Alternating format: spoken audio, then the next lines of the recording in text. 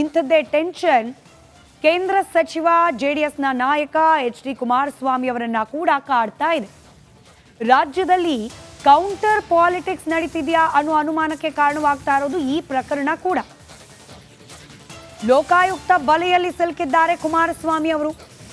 ಹಿಂದೆ ಅವರು ಮುಖ್ಯಮಂತ್ರಿಗಳಾಗಿದ್ದ ಸಂದರ್ಭದಲ್ಲಿ ನಡೆದಿದೆ ಎನ್ನಲಾದ ಹಗರಣ. ಸಾಯಿ ವೆಂಕಟೇಶ್ವರ ಮಿನರಲ್ಸ್ ಗಣಿ ಗುತ್ತಿಗೆ ನೀಡಿದಲ್ಲಿ ಲೋಪ, ಕಿಕ್ ಬ್ಯಾಕ್ ಪಡೆದ ಆರೋಪ. ಇದೇ ವಿಚಾರಕ್ಕೆ ಸಂಬಂಧಪಟ್ಟಂತೆ ತನಿಖೆಯನ್ನ ನಡೆಸಿ ಚಾರ್ಜ್ ಶೀಟ್ ಸಲ್ಲಿಕೆಗೆ ಸಿದ್ಧವಾಗಿದೆ ಲೋಕಾಯುಕ್ತ ಟೀಮ್. ಲೋಕಾಯುಕ್ತ ಅಧಿಕಾರಿಗಳಿಂದ ಇದೀಗ ಮತ್ತೊಂದು ಅರ್ಜಿ ಸಲ್ಲಿಕೆಗೆ ತಯಾರಿ. ಈಗ ಆಲ್ರೆಡಿ ರಾಜ್ಯಪಾಲರನ್ನ ಅಪ್ರೋಚ್ ಮಾಡಿದ್ದಾರೆ ಲೋಕಾಯುಕ್ತ ಅಧಿಕಾರಿಗಳು. ಚಾರ್ಜ್ ಶೀಟ್ ಸಲ್ಲಿಸಲಿಕ್ಕೆ ನಮಗೆ ಅನುಮತಿಯನ್ನ ಕೊಡಿ ಅಂತ ಹೇಳಿ. ಆದರೆ ಇಲ್ಲಾಗ್ತಿರುವ ವಿಳಂಬ ಲೋಕಾಯುಕ್ತ ಅಧಿಕಾರಿಗಳನ್ನ ಸುಮ್ಮನೆ ಕೂರಿಸಿಲ್ಲ. ಬದಲಾಗಿ ಕುಮಾರಸ್ವಾಮಿ ಅವರ ವಿರುದ್ಧ ಮತ್ತೊಂದು ಅರ್ಜಿಯನ್ನು ಸಲ್ಲಿಸಲಿಕ್ಕೆ ಸಿದ್ಧವಾಗ್ತಿರುವಂತಿದೆ ಟೀಮ್.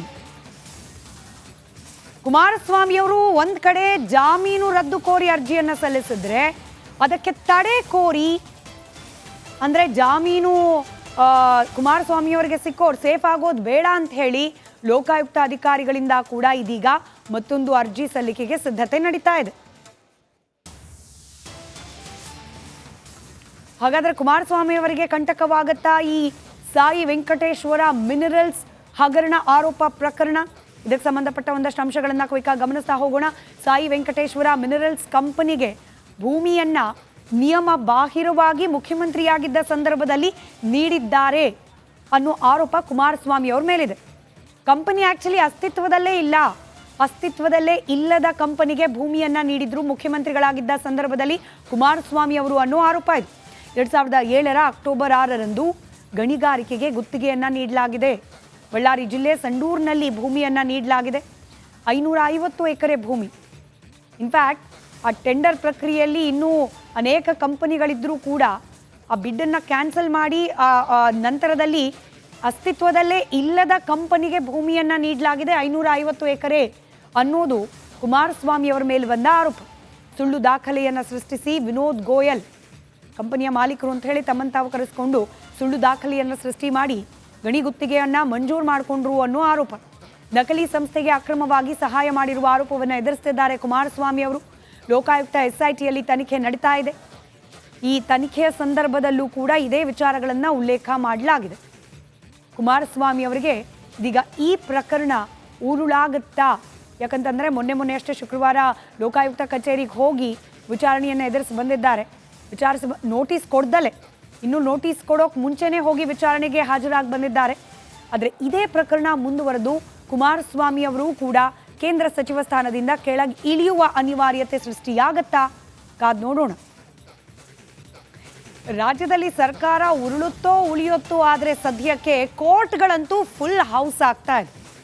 ಬಹುತೇಕ 3 ಪಕ್ಷದ ಪ್ರಮುಖ ನಾಯಕರ ವಿರುದ್ಧ ಕೇಸ್ ಮೇಲೆ ಕೇಸ್ ದಾಖಲಾಗ್ತಾ ಇದೆ. ಇದನ್ನು ಗಮನಿಸಿದಾಗ ರಾಜ್ಯದಲ್ಲಿ ಈ FIR ಪಾಲಿಟಿಕ್ಸ್ ಜೋರಾಗಿದೆಯಾ ಅನ್ನೋ ಅನುಮಾನ.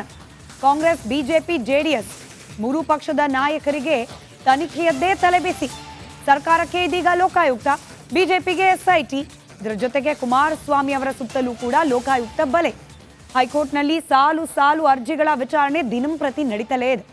3 ಪಕ್ಷದ ರಾಜಕೀಯ ನಾಯಕರು ಜಿದ್ದಾಜಿದ್ದಿಗೆ ಬಿದ್ದವರಂತೆ ಒಬ್ಬರ ವಿರುದ್ಧ ಮತ್ತೊಬ್ಬರು ಪ್ರಕರಣಗಳನ್ನು ದಾಖಲು ಮಾಡ್ತಿದ್ದಾರಾ? ಹಿಂದೆ ನಿಂತು ಮುಂದೆ ಬೇರೆಯವ್ರನ್ನ ಬಿಟ್ಟು ಕೇಸ್ಗಳನ್ನು ದಾಖಲು ಮಾಡಿಸ್ತಿದ್ದಾರಾ? ರಾಜಕೀಯ ಜಿದ್ದಾಜಿದ್ದಿನ ವೇದಿಕೆಯಾಗಿ ಪರಿವರ್ತನೆ ಆಗ್ತಾ ಇದೆಯಾ ಕೋರ್ಟ್ಗಳು ಅನ್ನೋ ಅನುಮಾನ ದಿನಕ್ಕೂ ಕೂಡ ಬಲವಾಗ್ತಾ ಇದೆ.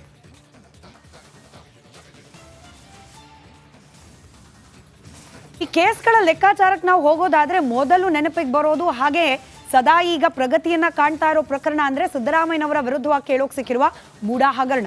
ಈಗ ಆಲ್ರೆಡಿ ಸಿದ್ದರಾಮಯ್ಯನವರ ವಿರುದ್ಧ ಲೋಕಾಸ್ತ್ರ ಪ್ರಯೋಗ ಆಗಿದೆ. ಅಂದರೆ ಲೋಕಾಯುಕ್ತ ತನಿಖೆ ಪ್ರಾರಂಭಿಕ ಹಂತದಲ್ಲಿದೆ. ಇದೀಗ ಮುಖ್ಯಮಂತ್ರಿಗಿಂತ ಲೋಕಾಯುಕ್ತ ಅಧಿಕಾರಿಗಳಿಗೇನೆ ಈ ಪ್ರಕರಣ ಟೆನ್ಷನ್ ತಂದಿಟ್ಟಿದೆಯಂತೆ. ಸಿದ್ದರಾಮಯ್ಯನವರಂತೂ ಕೂಲ್ ಆಗಿ ರಿಯಾಕ್ಟ್ ಮಾಡ್ತಿದ್ದಾರೆ. ತನಿಖೆ ತಾನೇ ಮಾಡಲಿ, ಎದುರಿಸೋಕೆ ನಾನು ರೆಡಿ ಇದ್ದೇನೆ, ತಪ್ಪು ಮಾಡಿಲ್ಲ ಅನ್ನೋ ಧೈರ್ಯ ನನ್ನಲ್ಲಿದೆ ಅನ್ನೋದು ಸಿದ್ದರಾಮಯ್ಯನವರ ಒನ್ ಲೈನ್ ರಿಯಾಕ್ಷನ್. ಆದರೆ ಸಿದ್ದರಾಮಯ್ಯನವರ ವಿರುದ್ಧವಾಗಿ ತನಿಖೆ ಮಾಡಬೇಕಲ್ಲ, ತನಿಖೆ ಮಾಡಬೇಕಾಗಿರೋ ಅಧಿಕಾರಿಗಳಿಗೆ ಟೆನ್ಷನ್ ಅಂತೆ. ಈಗ ಆಲ್ರೆಡಿ ಬೆಂಗಳೂರಿಗೆ ಬಂದು ಹೋಗಿದ್ದಾರೆ SP. ಬೆಂಗಳೂರಿನ ಲೋಕಾಯುಕ್ತ ಕಚೇರಿಗೆ ಬಂದು SP ಉದೇಶ್ ಸಲಹೆ ಸೂಚನೆಗಳನ್ನು ಪಡ್ಕೊಂಡಿದ್ದಾರೆ. ಡಿವೈಎಸ್ಪಿ ಮ್ಯಾಥ್ಯೂ ಥಾಮಸ್ ಜೊತೆ ಉದೇಶ್ ಮಾತುಕತೆ ನಡೆಸಿದ್ದಾರೆ.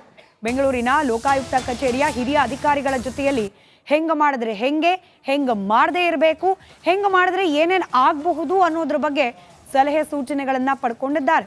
ಬೆಂಗಳೂರಿನಿಂದ ವಾಪಸ್ ಆದ ಬಳಿಕ ಮುಖ್ಯಮಂತ್ರಿಗಳಿಗೆ ನೋಟಿಸ್ ಅನ್ನ ನೀಡಲಾಗುತ್ತಾ ಸದ್ಯಕ್ಕಿರುವ ಕುತೂಹಲ ಅದು.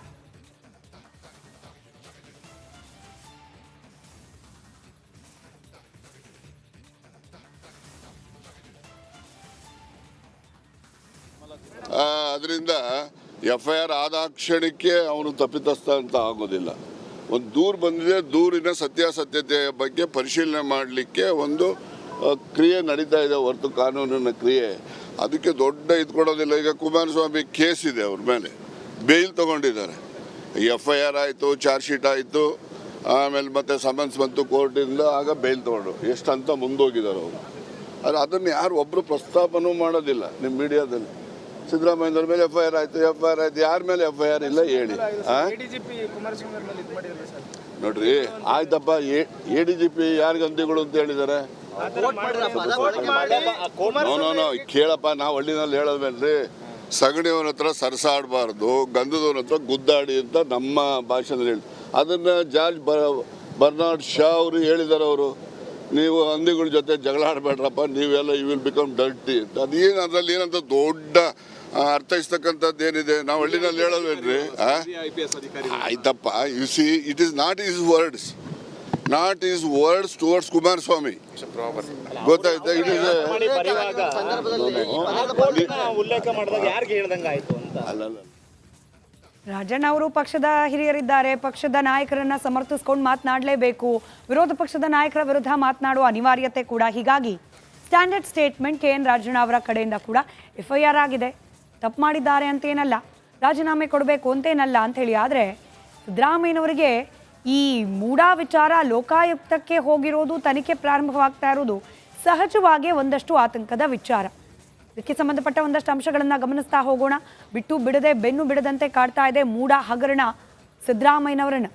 ಒಂದು ಕಡೆಯಲ್ಲಿ ಲೋಕಾಯುಕ್ತ ತನಿಖೆ ಆಲ್ರೆಡಿ ಬೆಂಗಳೂರಿಗೆ ಬಂದಿದ್ದಾರೆ. SP ವಾಪಸ್ ಹೋದ್ಮೇಲೆ ನೋಟಿಸ್ ಕೊಡೋ ಸಾಧ್ಯತೆ ಇದೆ.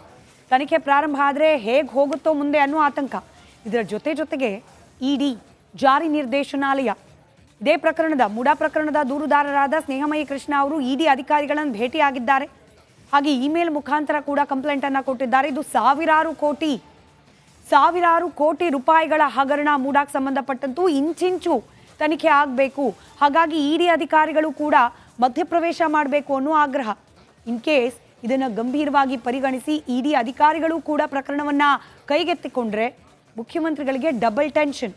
ಇದರ ನಡುವೆ ಲೋಕಾಯುಕ್ತ ತನಿಖೆ ಬಗ್ಗೆ ನಮಗೆ ಅಸಮಾಧಾನ, ಪಾರದರ್ಶಕವಾಗಿ ತನಿಖೆ ಆಗುತ್ತೆ ಅನ್ನೋದ್ರ ಬಗ್ಗೆ ಖಾತ್ರಿ ಇಲ್ಲ. ಹೀಗಾಗಿ CBI